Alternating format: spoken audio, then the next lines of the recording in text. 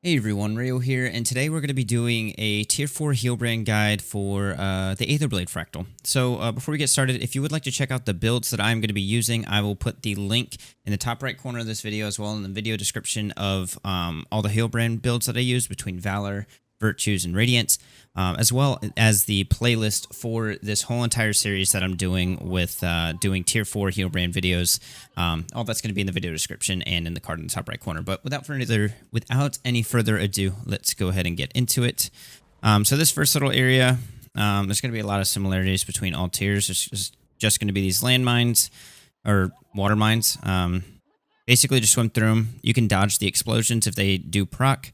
It really isn't a big deal. Once you get here, just kind of wait for everyone, because if you get into combat with these next guys and someone's dead, then they won't be able to respawn. So it's just best to wait for everyone to get here. So this first little section is no big deal. It's just clearing some ads. So I just go into F1 tome, pull them all together, then I drop my fire field, and then I do like my boon stack and everything. Now in this next section, there is a skip that you can do. I personally have never done it before, so I'm not going to do it today. But you can basically skip past all of this section as a Firebrand. I've done it on Thief, and I've done it on a couple other classes, but I've never done it on Firebrand.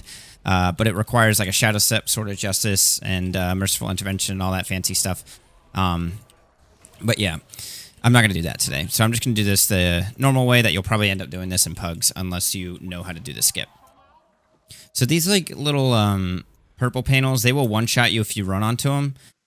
But they do linger for longer than they actually hit. It looks like someone actually did the skip, which is pretty cool. Actually, our other Firebrand, it looks like the other Firebrand ended up doing the skip. So basically, you skip up here, and then you go and interact with these little panels. You can also do it by going across these little panels right here. Basically, you see that there's these 4 panels. They're going to have red cogs above them. There's 4 in Tier 4, 3 in Tier 3, 2 in Tier 2, so on and so on.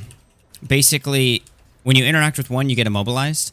And so what you would want to do is when you go in here and you interact with one, if you're a Firebrand, you could do F3, do skill 4, and you get resistance, or you can just Condi Cleanse. I personally recommend the resistance because the field covers like all 4 panels, so you can freely run between all 3 of them, or all 4 of them. And then this next section has a similar function where there's 4 panels, but instead of doing like an electric floor, it's electric walls. Just kind of make your way through the walls. I'm going to stay in the F3 tone, and I'm just going to wait here. You can get...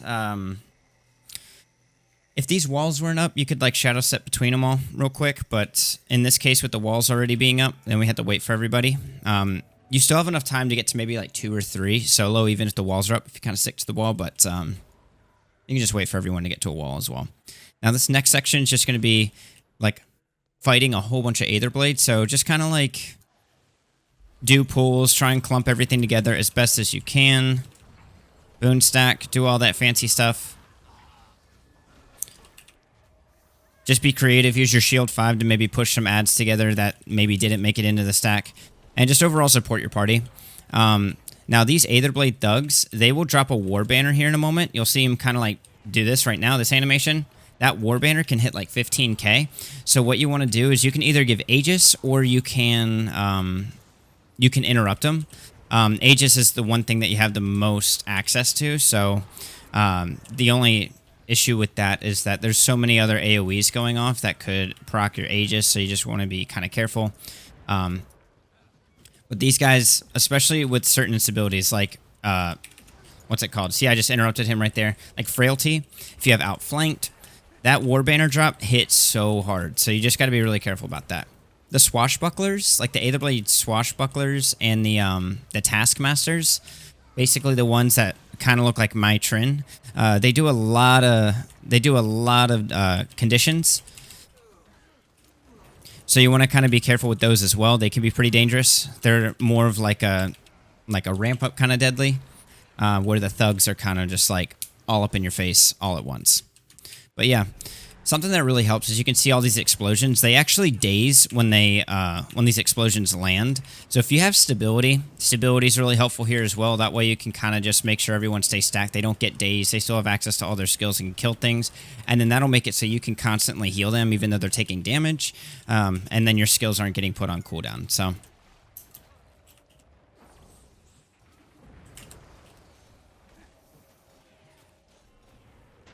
Cool. Now this last section, just run through the door, pull them all together as best you can. I think I got my AoE caught on the top of the door frame, so that kind of sucks.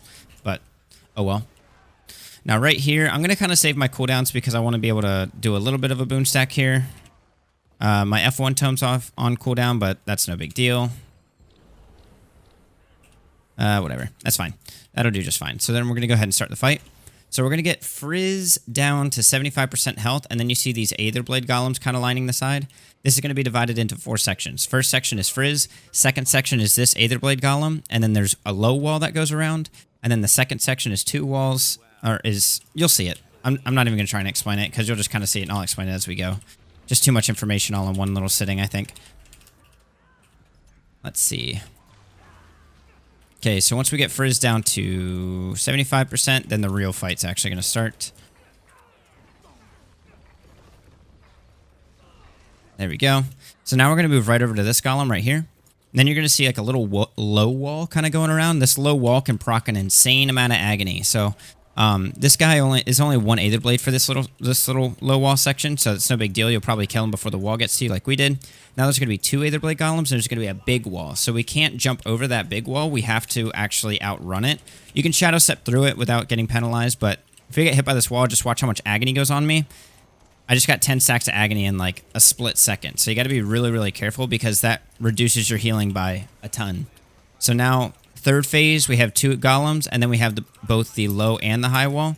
Basically, just run with the high wall, and then use the boxes to jump over the low wall when it catches up. Try and support your party as much as possible. If you're running Merciful Intervention, then you can shadow step to your party through these walls if it's off cooldown. Mine's on cooldown, so I can't. But you can still like heal from a distance with staff 2 and all that stuff. As long as everybody's like, kind of like, you know, following the walls and everything, they should be okay. But yeah, that's pretty much it. That was a pretty quick one. That wasn't really too crazy, so there's not a lot really going on in that fractal. But hope you guys enjoyed it. Trying to think if there's any other tips. I don't think there is. But yeah, if there's any questions that you have, definitely leave them in the comments below. Do that cool YouTube stuff, like, comment, subscribe, whatever. And if you'd like to catch me over on Twitch, I have the link to my Twitch channel in the video description as well as on the screen right now. So you can follow me over there and catch me when I'm live. Anyways, guys, I'm Rayo, and I'll see you in the next video. Take care.